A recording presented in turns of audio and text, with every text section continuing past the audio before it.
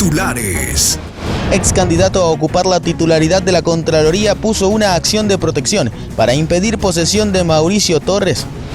El teléfono de Fernando Villavicencio está en manos del FBI. Fiscalía allana prefectura y patronato del Cotopaxi. Ya surgieron reacciones por el caso. El SNAI estará a cargo de los centros de detención de tránsito del Guayas.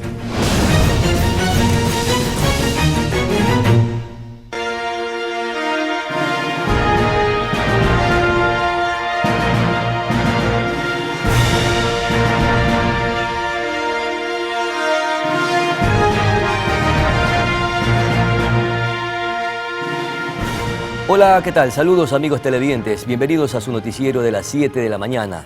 La Fiscalía y la Policía descubrieron una red de funcionarios de Cotopaxi y Pichincha que se encadenaban a negociar el archivo de juicios y sentencias. Aquí iniciamos, y tal y como estaba previsto, el Consejo de Seguridad Pública del Estado, liderado por Guillermo Lasso, se reunió con el presidente electo Daniel Noboa para informar la situación de seguridad del país. Además, el ministro del Interior se reunió con Mónica Palencia, quien aparentemente será la nueva ministra de Gobierno.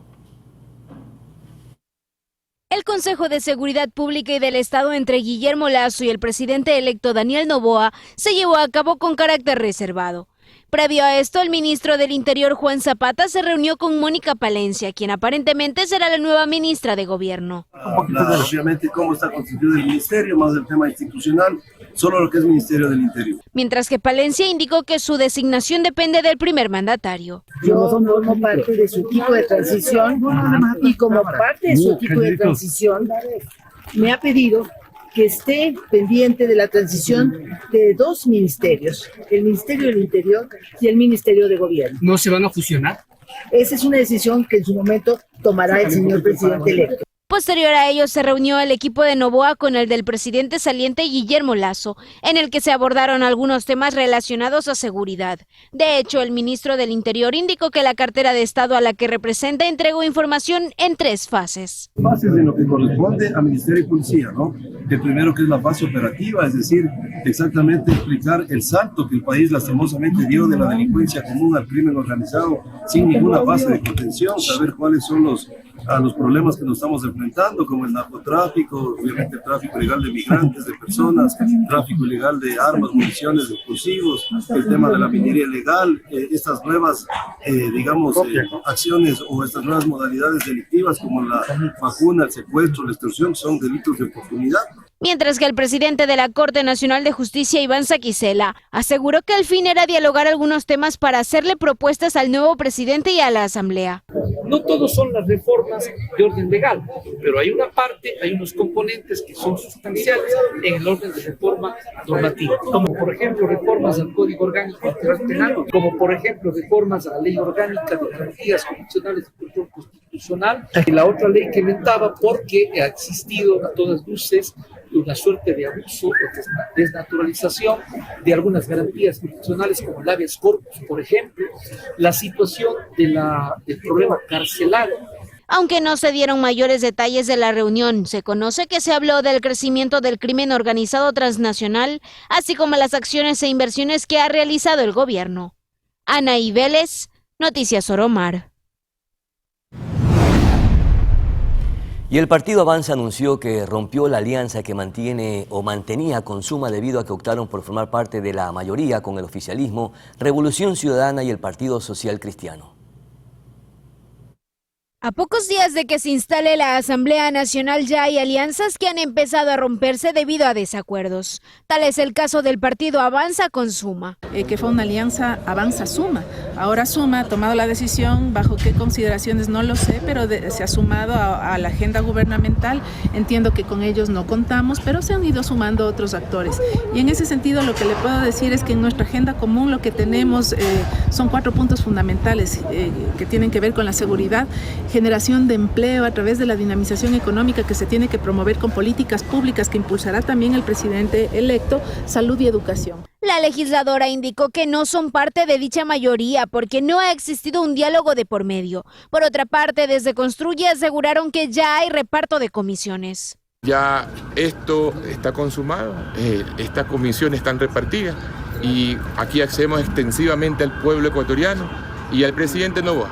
Es muy necesario de que puedan evaluar estas prioridades. La relegación lamentablemente va a ser al cerca de más de 3 millones de compatriotas que votaron por el movimiento Construye. Y es que aunque al parecer están llegando a un acuerdo en el legislativo, lo que concierne al ejecutivo podría ser distinto. Anaí Vélez, Noticias Oromar. El presidente electo Daniel Noboa cuestionó la terna enviada por Guillermo Lasso para la designación de la máxima autoridad de la Superintendencia de Protección de Datos. Lasso, por su parte, se pronunció al respecto. El proceso de transición de gobierno no está libre de polémicas. El presidente electo Daniel Noboa advirtió a través de redes sociales que Guillermo Lasso está realizando gestiones de última hora en el Consejo de Participación Ciudadana y Control Social para nombrar a un nuevo superintendente de datos. Esto porque la terna enviada por Guillermo Lasso para la Superintendencia de Protección de Datos está encabezada por Viana Mayno, actual ministra de Telecomunicaciones y quien forma parte del gabinete ministerial de Lasso desde que arrancó su gestión en mayo de 2021. Por su parte, Lasso reaccionó señalando que es preciso que Noboa conozca el proceso para nombrar al titular de la Super de Datos, cuya fecha de inicio fue el 29 de mayo de 2023. Pero debido a la excusa de un miembro de la terna inicial, se remitió un nuevo listado al Consejo de Participación el 20 de octubre del año en curso. Sin embargo, Mayno constaba también en la primera terna enviada al Consejo de Participación en junio de 2023, cuando el organismo de control era liderado por una mayoría correísta con Allen Berbera a la cabeza, por lo que la lista fue retirada por el mandatario, es decir, no llegó a tratarse. En cuanto a Mayno, existen cuestionamientos debido a la situación de los contratos para la renovación de las frecuencias con las operadoras de telefonía, proceso que en junio pasado fue suspendido por Arcotel, cuyo directorio es presidido precisamente por Viana Mayno. Lo cierto es que Noboa dejó claro que todo aquello que se ejecute en la etapa de transición de manera inconsulta será revisado, investigado y examinado. Tania Loor, Noticias Oromar. La audiencia de formulación de cargos en el caso Encuentro que involucra a Danilo Carrera, cuñado del presidente Lasso, y que se encontraba aplazada para el 14 de diciembre, cuenta con nueva fecha. Esto luego de que la Fiscalía expresara su malestar y acusara de querer dilatar el proceso judicial. Un día después del reclamo, el proceso quedó establecido para el próximo 24 de noviembre. Recordemos que por este caso se encuentran procesadas 8 personas. La esposa del ex candidato presidencial Fernando Villavicencio informó que decidió entregar el celular de su esposo al Buró Federal de Investigación, es decir, FBI de Estados Unidos. Verónica Zarauz aseguró que la fiscalía que investiga el asesinato de Villavicencio nunca le solicitó la entrega de dicho dispositivo. Zarauz también agregó que de manera lateral, al cierre de la instrucción fiscal, se prevé llegar a audiencia del 29 de noviembre. Se está llevando de manera reservada otra investigación con base al testimonio anticipado de un testigo protegido.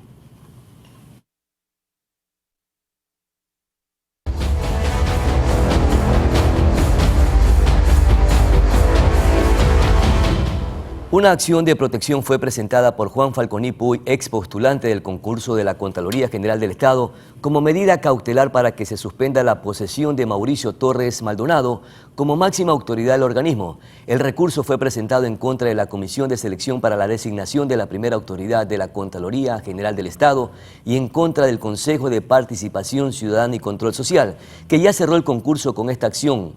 Falconi pretende volver a la fase de admisibilidad y verificación de documentos e inclusive volver a rendir un nuevo examen donde sacó 30,50 y con la recalificación obtuvo 2 puntos adicionales.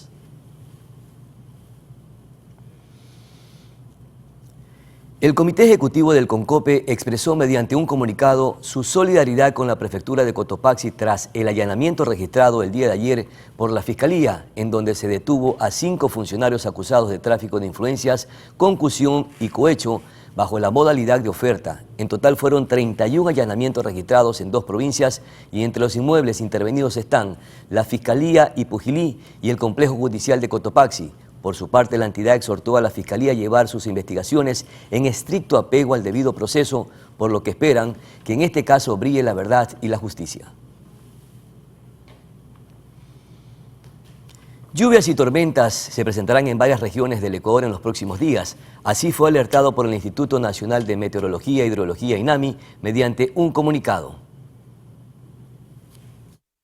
Este martes 14 de noviembre fue emitida una alerta de lluvias y tormentas que afectarán partes del territorio nacional. Se trata de la Advertencia Meteorológica 51 y tiene vigencia desde la 1 de la tarde del 14 de noviembre hasta las 10 de la noche del 16 de noviembre. Se prevé precipitaciones de moderada y alta intensidad, que estarán acompañadas de tormentas en localidades cercanas a las estribaciones de la Cordillera Oriental. En la región litoral, las lluvias serían de moderada y puntual alta intensidad, afectando el interior de Esmeraldas y zonas de Santo Domingo, mientras que la región interandina soportará lluvias de mayor intensidad con origen en el sur de la región y estribación de la Cordillera Oriental Central Sur, con énfasis en las provincias de Loja, Azuay, Cañar y Pichincha. Entre tanto, Zamora, Chinchipe, Morona, Santiago y Napo en la región amazónica soportarán lluvias de alta intensidad. Este escenario corresponde a un alto contenido de humedad en la atmósfera, circulación de viento, circulación de ondas tropicales y convergencia y divergencia en vientos. Katia Mero, Noticias Oromar. Este martes en la vía Rocafuerte-Tosagua se realizó una manifestación por parte de los agricultores de varios cantones de Manabí. Esto como protesta ante el déficit de agua potable que les afecta en cuanto al consumo y riesgo de los cultivos en la provincia. Este inconveniente se da por el presunto cierre de algunas cometidas provenientes del acueducto de la refinería y la falta de mantenimiento o en el sistema de bombeo. Los representantes del sector agrícola de Manta, Montecristi, Jaramijó, Rocafuerte, Junín, Calceta y Tosagua presentarán una acción legal las autoridades correspondientes.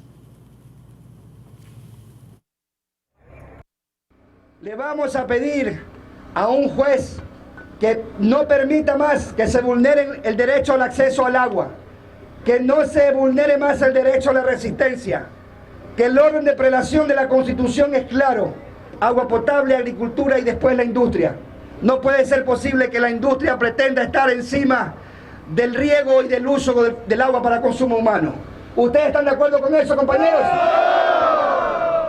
Que no vamos a permitir que nos vengan a atropellar y a cortarnos el agua, mientras que muchos funcionarios y muchos alcaldes han venido, incluido el gobernador, a servirse de la producción nuestra, pero sin embargo por otro lado nos mandan a cortar lo que es las tuberías y el agua para que no se siga trabajando y cultivando.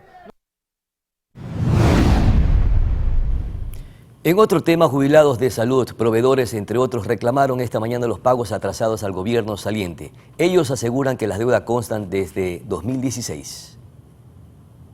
Decenas de jubilados del Ministerio de Salud llegaron desde varias partes del país a realizar un plantón en la plataforma financiera donde se ubica el Ministerio de Finanzas para exigir a esta cartera de Estado el pago de sus incentivos jubilares. Dicha deuda, aseguran, viene arrastrándose desde el 2016 durante el periodo del expresidente Rafael Correa. Sin embargo, temen que este gobierno termine su mandato y aún no se les haya cancelado lo que les corresponde. En los últimos días, la plataforma financiera ha sido escenario de varias protestas. El viernes pasado, también llegó la Asociación de Proveedores del Estado, a quienes se les adeuda alrededor de $10 millones de septiembre y octubre. Previamente, también han existido reclamos de los gobiernos descentralizados por falta de pago. El Instituto Ecuatoriano de Seguridad Social, IES, es otra entidad a la que el Estado adeuda el pago de sus haberes.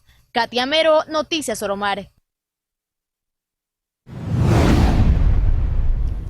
Y les contamos también que la petrolera estatal Petroecuador prevé cerrar la operación del bloque petrolero 43.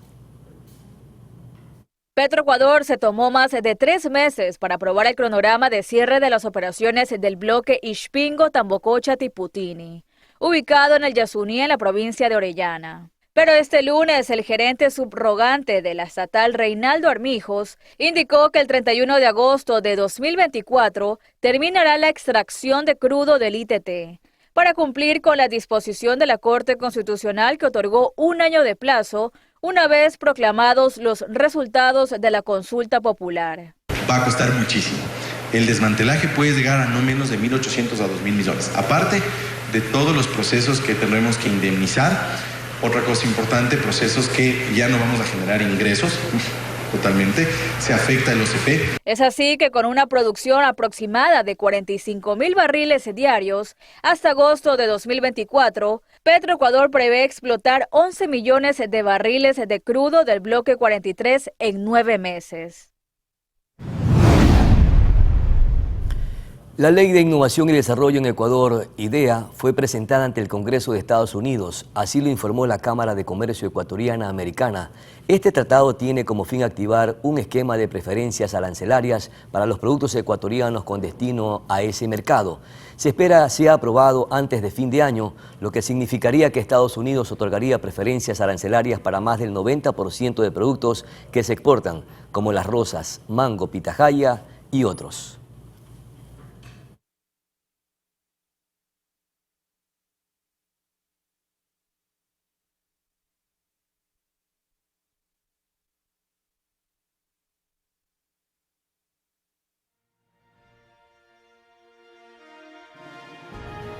Vamos a nuestra primera pausa publicitaria y regresamos con más información y también conversaremos más adelante con nuestro invitado, el presidente del partido Suma, precisamente que también se adhiere a la mayoría legislativa. Pausa publicitaria y volvemos.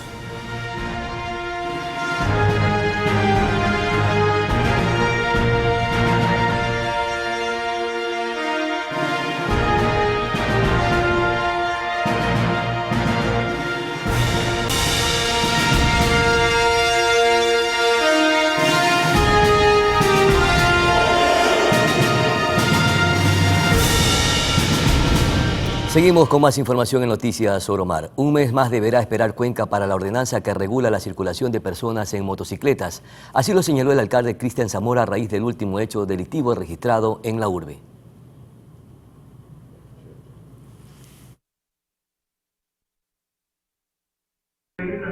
Los delincuentes que asaltaron una joyería en Cuenca el sábado 11 de noviembre de 2023 se movilizaban en motocicletas. Esto ha motivado a la ciudadanía a presionar a las autoridades en cuanto a la ordenanza que regula la circulación de personas en este vehículo. ¿Por qué todavía no he llamado a segundo debate la ordenanza? Porque creo que hay un montón de temas que tienen que ser regulados y no han estado. Por ejemplo, el tema de los deliveries. Estamos planteando que toda empresa que tenga deliveries sepa con santo y seña quiénes son los deliveries, en dónde viven, quiénes son, pasaportes, absolutamente todo. Por ejemplo, otro tema que no está regulado, si es que alguien hace piruetas o alguien está irrumpiendo el espacio público, queremos normar temas para poder controlar, porque esos son los problemas de fondo. Con esto, el alcalde Cristian Zamora manifestó que sin una normativa local se ejecutan los controles respectivos. Lo que puede regular la ordenanza de 2 en moto es poner quizás sanciones adicionales a las que ya existe, que eso obviamente podríamos verlo, auscultarlo, que creo que son necesarias, pero no crean que porque no hay ordenanza no estamos controlando los 2 en moto. Eso ya lo hacemos con la resolución de la Agencia Nacional de Tránsito. Hasta mediados de diciembre espera el burgomaestre. Se podría llamar a segundo debate. Hasta entonces, con el Consejo Cantonal, buscará normar ciertos detalles. Menciona las tradicionales infracciones de tránsito a vista de todos. Se pasan nomás los semáforos, van nomás por las ciclovías, se pasan por la izquierda, por la derecha.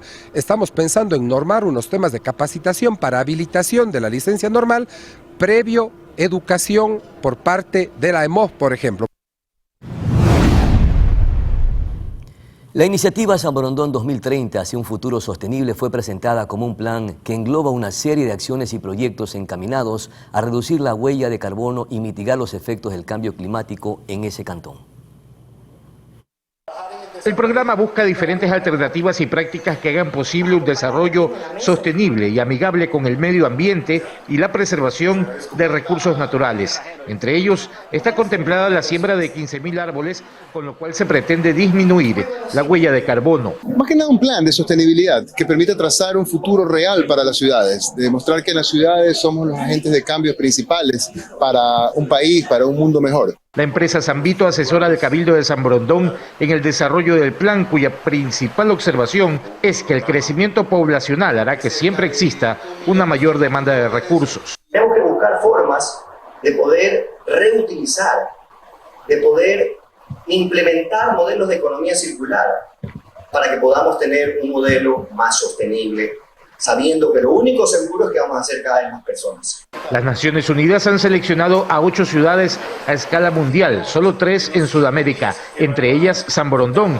para aplicar proyectos innovadores que restauren ecosistemas urbanos, con fondos no reembolsables, lo cual asegura el financiamiento y cumplimiento del programa con miras al 2030. Cristian Arias, Noticias Oromar.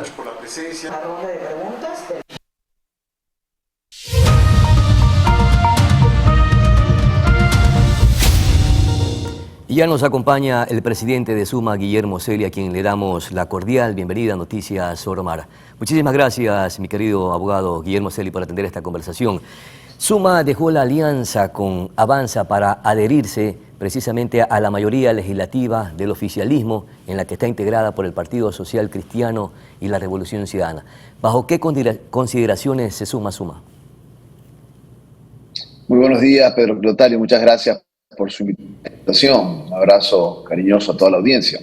Primero, que la alianza Actuemos, que fue la alianza para la presidencia de la República de este agosto 2023, ya terminó justamente con la elección. Suma tiene su estructura propia, es un partido que este mes va a cumplir 11 años de vida institucional y que viene recorriendo el Ecuador con todos sus integrantes y escuchando a la gente. Ante aquello, nosotros hemos sido muy claros. Este es el momento en cual se necesita gobernabilidad. El presidente Noboa necesita que esa gobernabilidad se vea manifestada en acciones concretas para conseguir la paz y el orden en el Ecuador. La paz, el orden y el empleo en el país.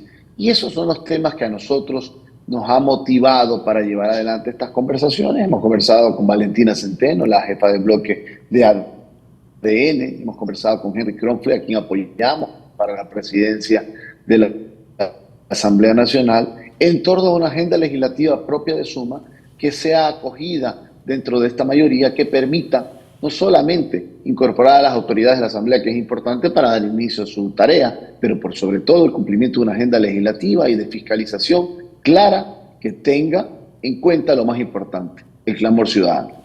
¿Y cómo logra integrarse Suma a esta mayoría oficialista o legislativa? Porque hay algunas figuras de otras tiendas o bancadas políticas que no lograron esa conversación, ese acuerdo con ADN, ni mucho menos con los representantes de las otras bancadas que forman parte de esta mayoría legislativa.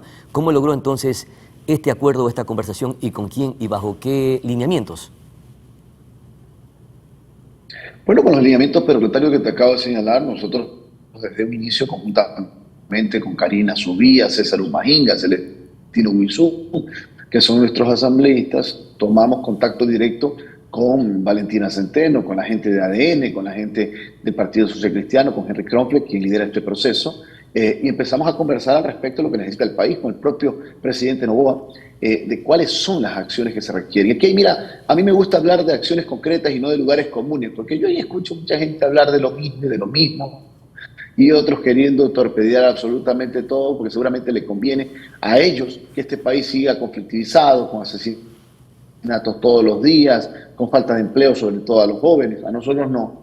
Vamos muy concretamente con 2 leyes que están listas en materia penal. La primera, fortalecimiento del sistema de exigencia penitenciaria y carcelaria. Ningún tipo de exoneración, ningún tipo de privilegio penitenciario o carcelario, casa por cárcel, reducción de penas para aquellos que son contumaces criminales o miembros de los crímenes organizados.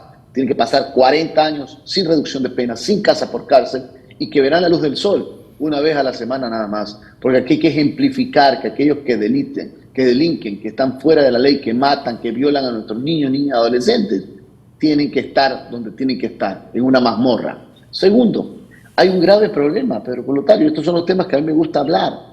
La ciudadanía, el padre, la madre de familia vive aterrorizada por lo que está pasando en las escuelas y colegios y en sus perímetros. Les están vendiendo drogas fuera de los colegios a los niños, niñas, adolescentes.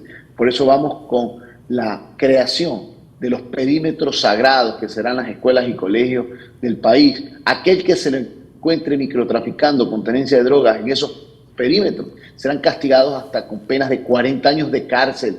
Ya basta de lo que le están haciendo a nuestros niños, y eso luego conlleva la pedofilia. Ya hemos vivido inclusive un documental, una película, Sound of Freedom, Sonidos de Libertad, que pasó aquí en Manabí, en Canoa, cómo violentaron, atentaron contra el poder de nuestros niños, niñas y adolescentes. Estas son las respuestas. Y que hay otros casos, o familia muchos otros casos que no son tan visibles. Ese debería ser el acuerdo legislativo. Sin embargo, a través de esta alianza o de esta trilogía, Revolución Ciudadana, ADN, Partido Social Cristiano, a la que se adhiere también Suma, probablemente exista una agenda velada o visiblemente predecible.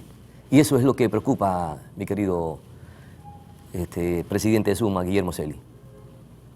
Mira, Pedro Clotario, de ninguna manera, al menos de nuestro lado, ninguna agenda escondida, la agenda te la estoy señalando. Tenemos también un tema en común con el presidente Noboa, lo hemos dicho, la ley del empleo joven. 7 de cada 10 jóvenes menores de 30 años no tienen un empleo digno y bien remunerado. Hay que apoyarlos, hay que estimular al sector privado para que lo den. Y la agenda pelada de ninguna manera. Abogado Celi, lo que pasa es que ustedes se sumaron recientemente a esta alianza o esta mayoría legislativa, pero recuerde usted esa confrontación que hubo entre el aspirante a la presidencia de la Asamblea Nacional y el líder de la Revolución Ciudadana en redes sociales, dejó entrever que ellos tienen un interés, sobre todo en la Revolución Ciudadana, y es ir en busca de la impunidad, llamar a juicio político a la fiscal general de la Nación. Entonces ahí sí hay alguna agenda que tiene un interés más allá de los intereses de los ecuatorianos.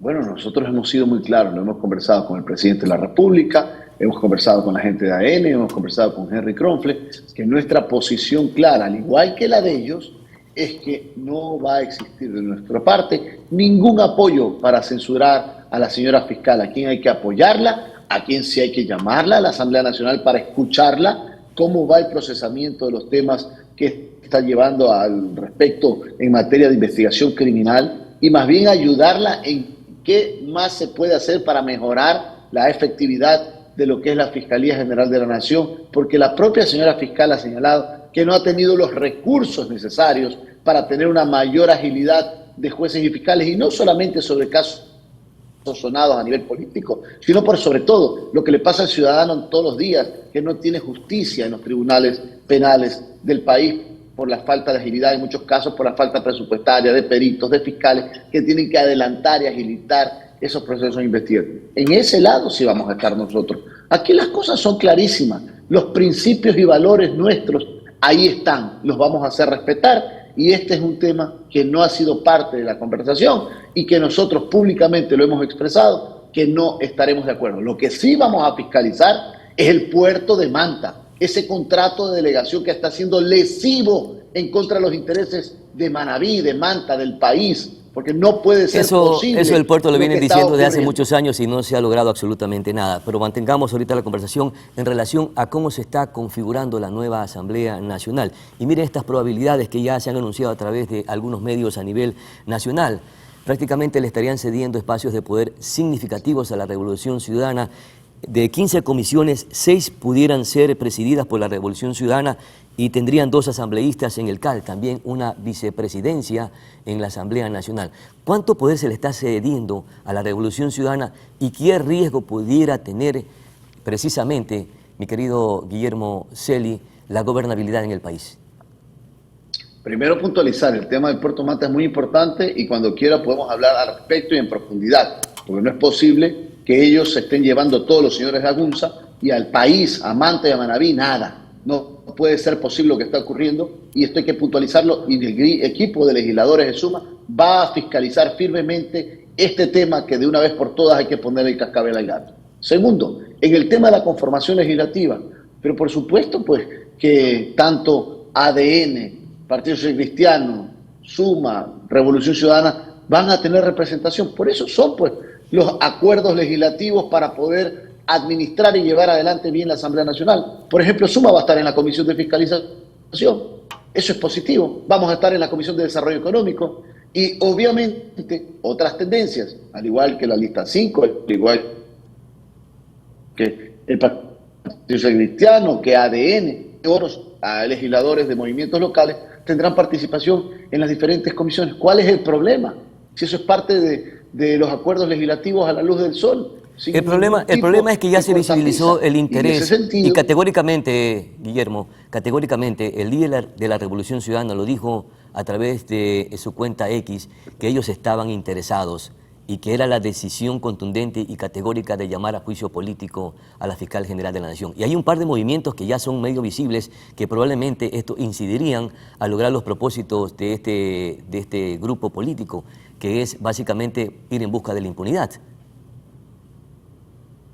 Pero eso es alguna pretensión de alguien, pero eso no tiene, al menos los votos de Suma no los va a tener. Los votos de ADN dice que no los va a tener. Los votos del Partido Social Cristiano dice que no va a tener. Los votos de los independientes no dice que lo van a tener. Entonces, simplemente quedará en una intención de alguna persona, pero no necesariamente la consecución de los votos. Aquí hay que ser claro. Aquí son 15 meses que hay para legislar y para que el presidente de la República, Daniel Noboa, enrumbe a este país, le ponga orden, le ponga paz, que es lo que queremos todos. Pero aquí ya de entrada quieren poner cortapisas a la posibilidad de una gobernabilidad a la luz del día, con claridad. Lo hemos sido muy frontales y ese ha sido nuestro accionar en la legislatura, en los gobiernos locales, siempre cuando hemos estado en esas dignidades y en esas magistraturas. Así que nosotros estaremos del lado de los ecuatorianos para resolver los problemas cotidianos de la gente y no meternos en esa politiquería que tanto daño le ha hecho al país.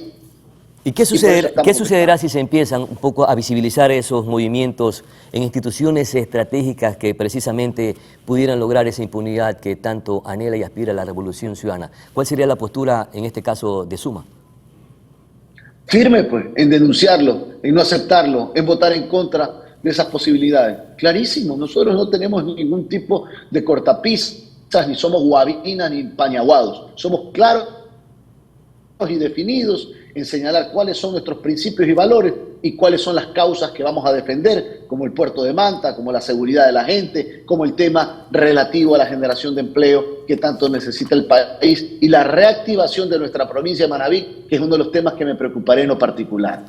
Si se ceden estos espacios de poder en la Asamblea Nacional, entre ellos la presidencia de la Comisión de Fiscalización, a uno de los miembros de la Revolución Ciudadana, existiría esa posibilidad de lograr esos propósitos para ir en busca de la impunidad. Mire usted que ahorita mismo ya hay algunos movimientos. Ya, por ejemplo, el ex candidato a Contralor, Juan Falconi Puig, ya está tratando nuevamente de hacer algunas revisiones en el proceso de la designación del Contralor General del Estado. Y probablemente también a través de estos movimientos que se van a lograr en la Asamblea Nacional, refuercen o neutralicen el tema en el Consejo de la Judicatura. Estos serían dos ejes importantes y fundamentales para que maneje el control la Revolución Ciudadana. ¿Ustedes qué harían en ese caso si estos movimientos se estarían evidenciando o dando en los próximos días después de que se instale la Asamblea Nacional? Hacer lo correcto y lo coherente. Llamar cuanto antes al Contralor Torres a que sea posesionado por la Asamblea Nacional, que es el legítimo ganador de un concurso de mérito y oposición y que ha tenido toda una serie de instancias, y el Contralor Torres ha ganado este concurso, tiene que irse a posesionar cuanto antes a la Asamblea Nacional para tener ya un titular de la Contraloría General del Estado y que haga bien su trabajo. Adicionalmente a ello, nosotros vamos a vigilar y poner nuestra voz clara en este tipo de acciones que al menos del lado nuestro no se compadecen con lo que piensan y necesitan los ecuatorianos. Nosotros estaremos siempre al lado de los ecuatorianos con la misma forma que siempre hemos actuado, con transparencia. ¿Consideran que hay que llamar a juicio político a la Fiscal General de la Nación o por lo menos a comparecer a la Asamblea Nacional para que rinda cuentas? Nosotros no consideramos que... Nosotros no apoyamos un juicio político contra la Fiscal General, más bien hay que apoyarla. Hay que darle las alternativas y medios necesarios. Ella ha pedido presupuesto y en esto tiene que ser una de las preocupaciones del presidente Noboa, de dar los recursos necesarios para que la Fiscalía General de la Nación tenga todos los elementos y recursos para hacer bien su trabajo. Y aquí la impunidad para nadie, pues. Acá también tiene que rendir cuentas a aquellos que entregaron los hospitales y que se robaron la plata de los hospitales, sobre todo los manavitas, pues. Aquí no es impunidad a la carta, aquí hay que defender los intereses de los ecuatorianos y no hay impunidades a la carta. Aquí todos tienen que rendir cuentas, nadie está por sobre la ley, venga de donde venga. Perfecto, así esperamos entonces que funcione la Asamblea Nacional a través de procesos de fiscalización y también de legislación que son importantes y necesarios en este país que ahorita está prácticamente apoderado por las mafias delincuenciales. Y lo que queremos es recuperar la paz y tranquilidad. Muchísimas gracias, Guillermo Celi, presidente del partido Suma. Vamos a nuestra pausa publicitaria, enseguida retornamos con más información.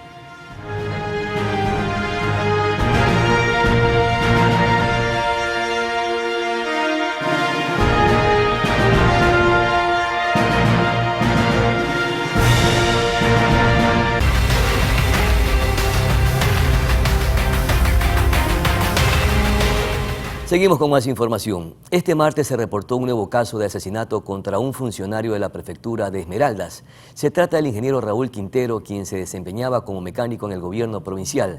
El ciudadano murió acribillado a tiros cuando salía de su domicilio en el centro del cantón. En lo que va de 2023, 6 empleados de esta dependencia han sido asesinados de forma selectiva y estarían aparentemente vinculados a presiones extorsivas contra la prefecta Roberta Zambrano. Presuntos extorsionadores atacaron el local de una farmacia ubicada en la Cooperativa Independencia 1 de la Isla Trinitaria. Según testigos, es la tercera vez que ese mismo negocio sufre un atentado de esta naturaleza. Fue entre la 1 y la 1:30 de la madrugada. La barriada de la Cooperativa Independencia 1 se despertó debido al estruendo. Mientras llamaban a la policía, comentaban que por negarse a pagar la vacuna era la tercera bomba que colocaban en ese mismo local. A las 01:30 de la madrugada. A las 1:30 de la madrugada, el Q911 notifica a las unidades que avancemos y verifiquemos la novedad que se está indicando.